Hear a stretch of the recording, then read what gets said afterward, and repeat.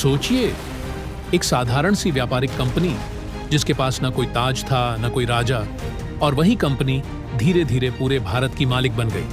क्या यह जादू था या इतिहास का सबसे बड़ा धोखा? साल 1600 लंदन में कुछ व्यापारियों ने एक समझौते पर दस्तखत किए। नाम रखा गया ईस्ट इंडिया कंपनी। मकसद सिर्फ एक था, भारत से मसाले, रेशम और कपास लेकर मुनाफा कमाना। उस वक्त किसी ने नहीं सोचा था कि यही कंपनी एक दिन पूरे देश की किस्मत बदल देगी। कंपनी भारत आई व्यापार के बहाने। पहले छोटे छोटे कारखाने बने, फिर गोदाम और फिर किले। धीरे धीरे कंपनी ने भारतीय राजाओं से दोस्ती की और मौका मिलते ही उन्हें आपस में लड़वाना शुरू कर दिया। लेकिन सवाल यह है, कैसे कुछ 100 लोगों वाली एक कंपनी लाखों सैनिकों वाली मुगल सल्तनत को चुनौती देने लगी?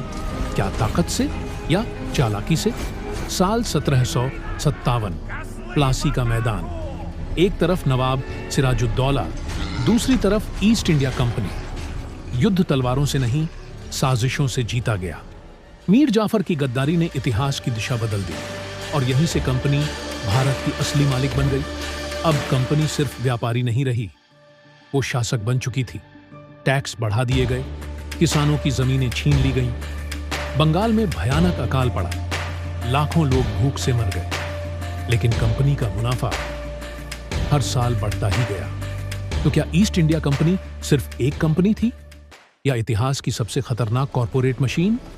साल 1857 भारत में आग भड़क उठी। सैनिकों और आम लोगों ने कंपनी के खिलाफ बगावत कर दी। शहर जल गए, जिंदगियां चली गई और आखिरकार ब्रिटिश सरकार को खुद हस्तक्षेप करना पड़ा। 1858 ईस्ट इंडिया कंपनी से सत्ता छीन ली गई। भारत सीधे ब्रिटिश राज्य के अधीन आ गया। एक कंपनी जिसने व्यापार से सत्ता तक का सफर तय किया, खुद इतिहास बन गई। ईस्ट इंडिया कंपनी सिर्फ एक कंपनी नहीं थी, वो एक चेतावनी थी कि जब लालच को सत्ता मिल जाए तो पूरा इतिहास बदल सकता है।